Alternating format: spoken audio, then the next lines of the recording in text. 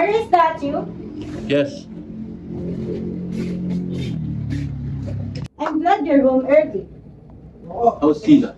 Don't wake her up. She's tired. She's been crying all day. Has she been eating well? She would not eat even a mouthful of noodle.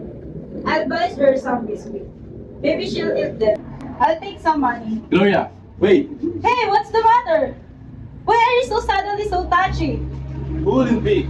I'm talking to you about the child and you honor me by searching my pocket. I wish you'd think more of our daughter. My God!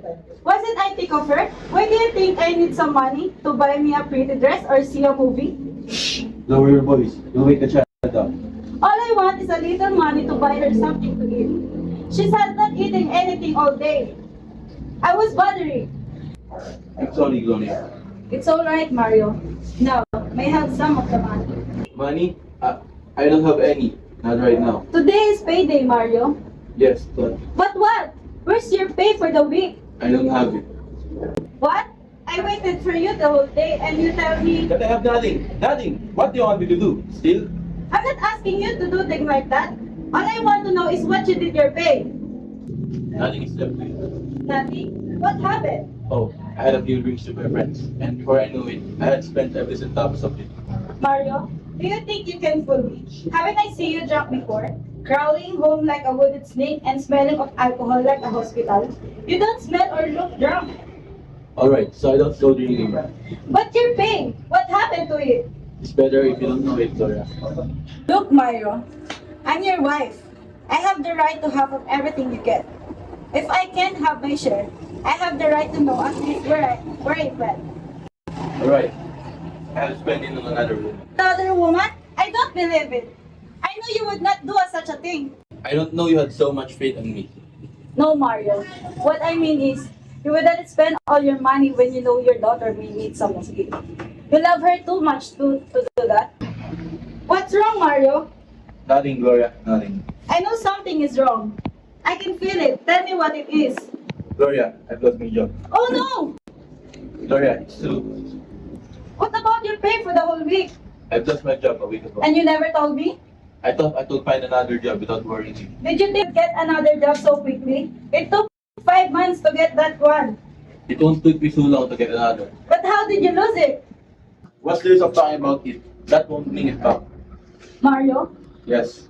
have you sinful fingers gotten you into trouble again? Now, Gloria. Don't try to accuse me just they did.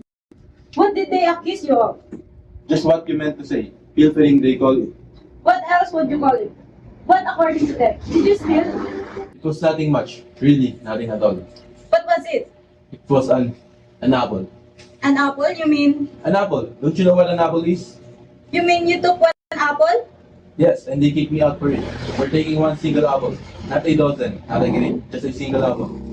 Could I have guessed that they will do that for one apple? For one single apple, when there were millions of them? We were taking them to a warehouse. I saw one roll out of a broken crate. It was just big. It looked so delicious. Suddenly, I found myself putting it in my lunchbox. That's the trouble with you. When you think of your stomach, you think nothing else. I was not thinking of myself. Who were you thinking of? Me? Did you ever ask you to bring home an apples? I'm not crazy as that. I was thinking of our child. Tita? Why? Did she ever ask for an apple? Yes, she did. Do you still remember that time when I took her out for a walk? On our way home, we passed a grocery store that sold delicious apples at 77 apples each. She wanted one apple, but I could not afford it. I felt terrible. I bought her one of the green apples on the sidewalks, but she said they were fake. And then she cried. So when I saw an apple out of the broken crate, I thought that really I would love to have it.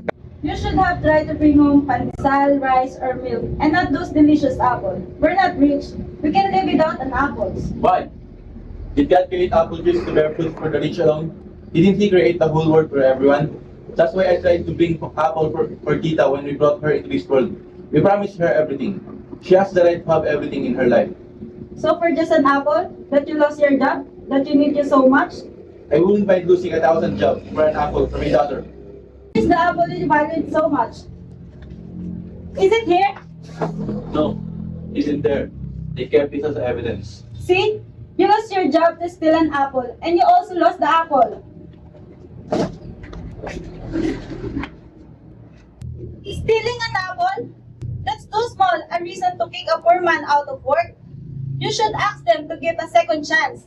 They won't do that. Why not? Can't you see that they had been waiting for me to make a slip like that? They wanted to throw me out for any reasons, so they can bring in their own men. You should complain. And suppose I did, what will they do? They will dig up my police record. But Mario, that was so long time ago. Why would they dig that up? They'll do anything to keep me out. But don't worry, I'll find another job. It's really hard to find another job nowadays. You know, I've been job hunting for a week now, and I think I have found a good job. There you go, lying again. Believe me, I'm not lying this time. You're always lying again. I can tell you're telling the truth. Believe me, in fact, I'll see someone tonight who knows of a company that's need a night watchman. Are you only trying to make me feel better, Mario? No, Gloria. Honest. Honest. I knew God wouldn't let us down. I'll pray tonight and ask Him to let have that job. But Mario, would it mean that you have to stay out all night? It will be alright. I can always sleep during the day. What I mean is, it will be a different when you're by my side at night. Oh, but I think I'll get used to it. Why don't you go to see this man right now? Anyway, you don't have anything to do tonight. Don't you think it's wise to see him as early as you can? Yes, I think I'll do that. Here, Mario, put this on and go. I'll stay up and wait for you. No, Gloria. You must not wait. I may be back quite late. Alright, but I doubt if I sleep a week until you return.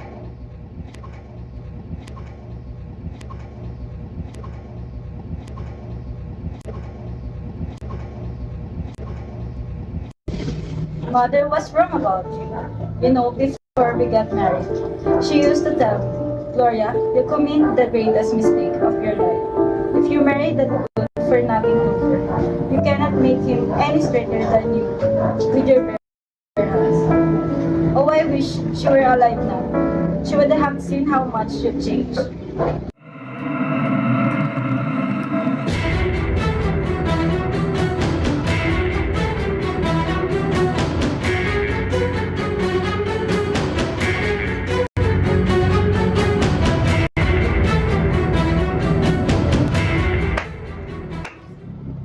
How romantic.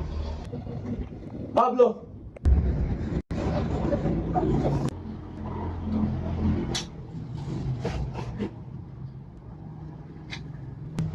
You're not glad to see me, are you? What are you doing here? What do you want? Say, is that the way to receive a friend who has come to visit? We don't care for your visit. You haven't changed, Gloria. Not a bit. Neither you. I can see. You're still not the same woman who cursed me to hell because I happen to be Mario's friend, even long before you met him. Time must not be you any kinder to me. You still hate me, don't you? Yes, and I'm not stopping hating you. Not until you stay away from us. Am I not staying away from you? Then why are you here? God can come to see you now, and then to see if life has kind to you. We were doing well until you showed up. Your daughter? She was that high when I last saw her. How is she? She's alright.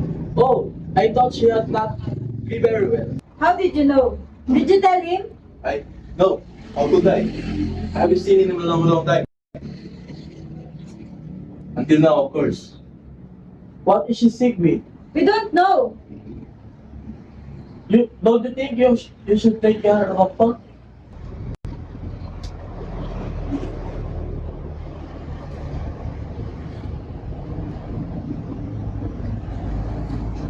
Here, I loan you a few pesos. It may help your daughter get well.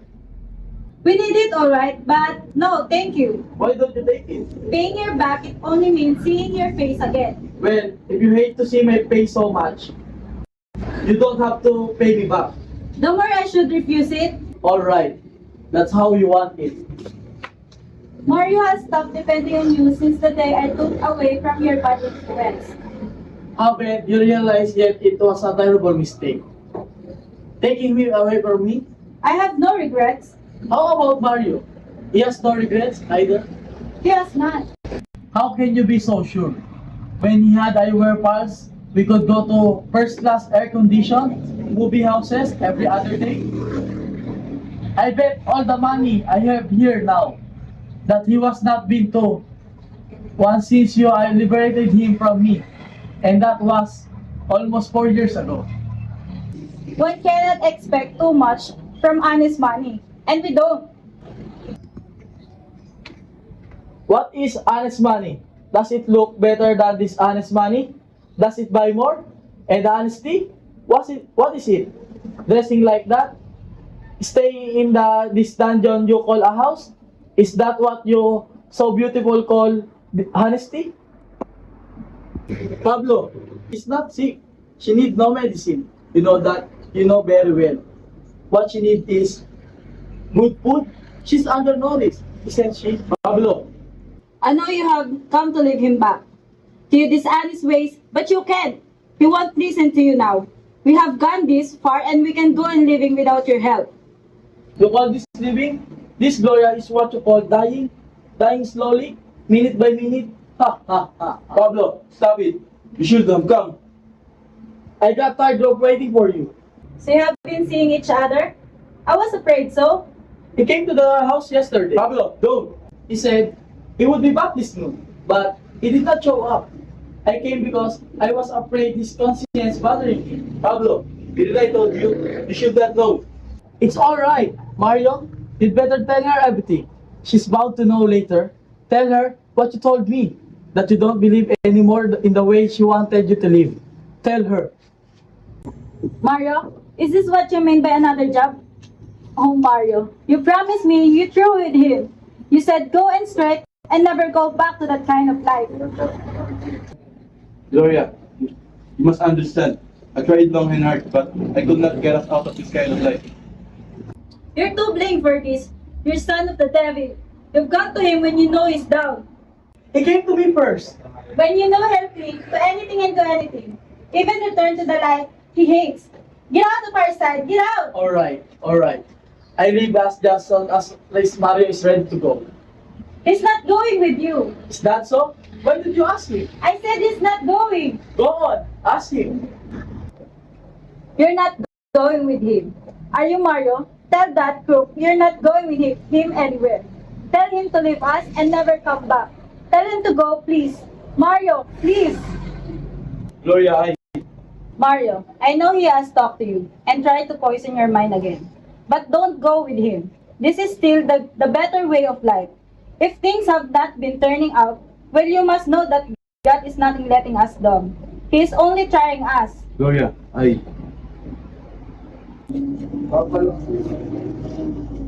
You're going. I can see that you want to go with him. Oh, you'll leave me here again, wondering whether you will be shot in the heart or sent to jail? Don't worry about him, Gloria. He's safe with me.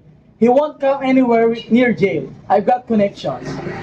You, hideous beast. You get out! you, stay there. Pablo, I'll be with you in a minute.